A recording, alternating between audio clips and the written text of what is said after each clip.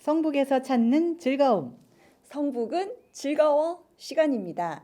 안녕하세요. 이영숙입니다. 안녕하세요. 윤미연입니다. 커피의 본능은 유혹이다.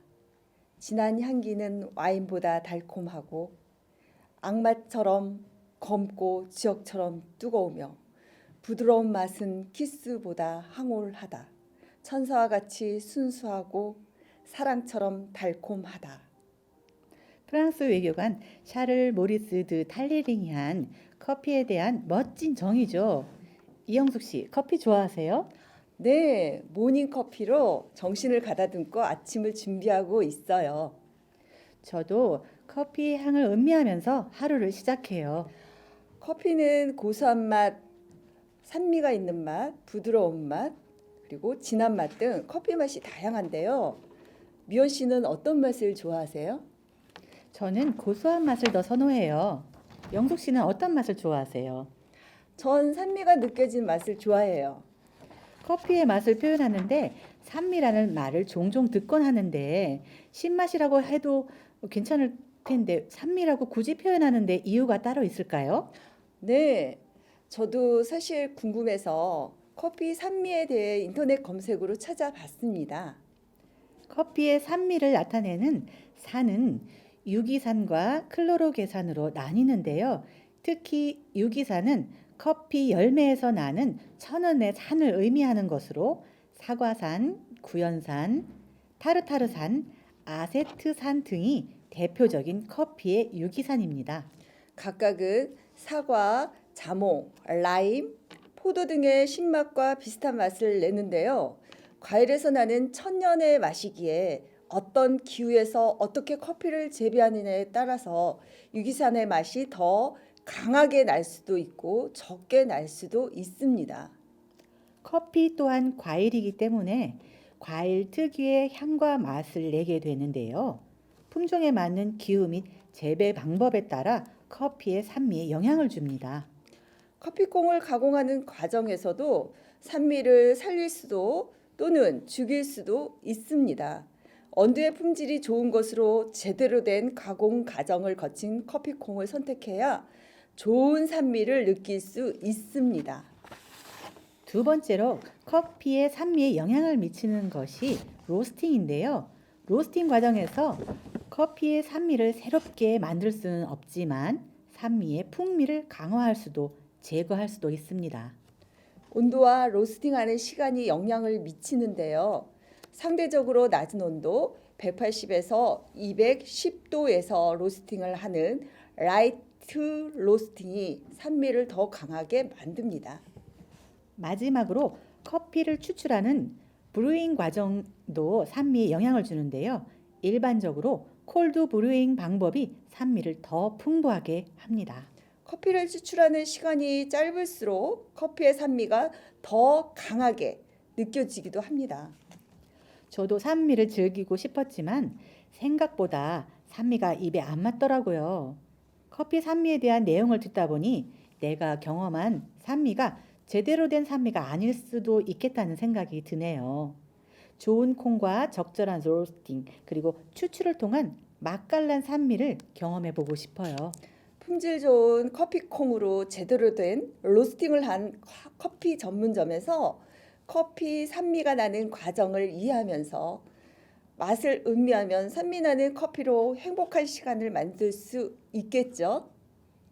날이 더울 때 마시는 시원한 커피 한 잔은 갈증 해소를, 추울 때 마시는 따뜻한 한 잔은 보금자리에 따뜻한 난로와 같은 느낌을 주죠. 단순히 커피 맛을 즐기기 위해 카페를 방문하지 않는다. 자기에게 어떠한 가치를 부여해주고 만족을 시켜주는지 점검하고 가치 소비를 한다. 한 잔의 커피를 통해 얻을 수 있는 가치는 그 이상이다. 시대에 따라 커피를 즐기는 사람에 따라 각자의 상황에 따라 추구하는 가치도 제각각이다. 요즘 카페는 계속 진화 중입니다.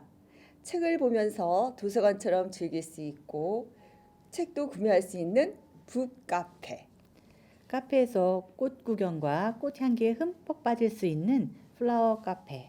커피도 마시고 사주도 볼 수 있는 사주 카페. 그림 감상을 함께하는 갤러리 카페, 지친 몸과 마음을 편안하게 해주는 힐링 카페 등 다양한 카페들이 있습니다. 이제 카페는 마시는 공간에서 만끽하는 공간이기도 합니다.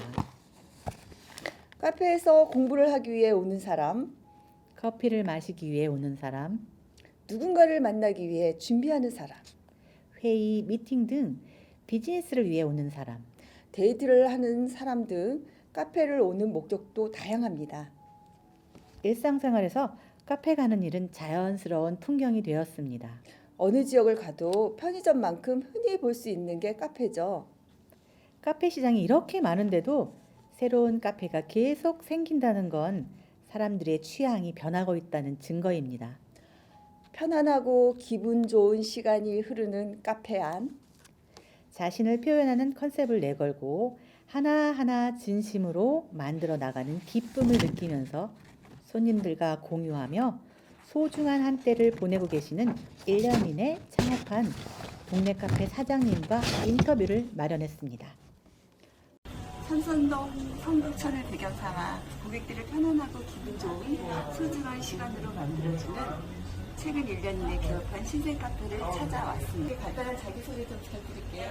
네, 일레브 커피를 운영 중인 지금 34살 이준혁이라고 합니다.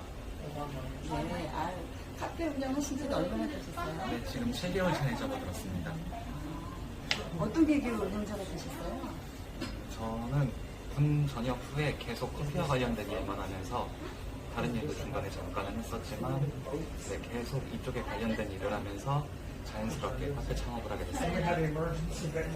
카페에서 그러면 어떤 일을 주로 하셔요? 사장님께서는? 업무 전반적인 걸 모두 다루고 있습니다. 아무래도 제가 직접 하는 게 가장 마음도 편하고 서비스나 퀄리티적인 측면에서 가장 좋다고 생각하기 때문입니다. 분위기랑 인테리어에도 신경을 많이 쓰셨을 텐데 이 카페만의 컨셉은 뭘까요? 그래서 일단 밝고 편한 카페를 만들고 싶습니다. 저는 제가 가고 싶은 카페를 직접 만들어 보고 싶습니다. 카페만의 특별 메뉴 소개 좀 부탁드릴게요. 저희 카페의 특별 메뉴는 일단 저희 카페는 모든 분들이 다 아실 만한 메뉴들이 거의 대부분입니다. 그래서 어떤 메뉴를 선택하셔도 다 자신 있게 내어드릴 수 있는 좋은 재료들을 노노에 이르기를 지지자는 불여 호지자요 호지자는 불여 요지자니라 하였다. 많이 아는 사람은 그 일을 좋아하는 사람만 못하고 좋아하는 사람은 그 일을 진정으로 즐길 줄 아는 사람에게 이르지 못한다고 하였습니다. 카페를 운영하면서 그 일을 즐길 수 있어야 카페에 오는 사람들도 즐겁게 만끽할 수가 있습니다. 이영숙 씨는 커피를 가장 많이 마시는 나라가 어디인 줄 아세요? 세계 최대 커피 체인인 스타벅스의 나라 미국 아닌가요? 아닙니다. 네덜란드예요. 시장 조사 기관인 유로모니터에 따르면 네덜란드 사람들은 하루에 평균 2.5잔의 커피를 마신다고 합니다. 핀란드, 스웨덴, 덴마크 등 북유럽 국가들이 나란히 뒤를 이었고요. 미국은 하루에 한 잔 미만으로 16위를 기록했습니다. 그러면 커피 최대 생산지는 브라질인데요. 위는 어느 나라일까요? 네, 브라질은 세계 커피 생산량의 3분의 1을 생산하는 압도적인 1위 생산국입니다.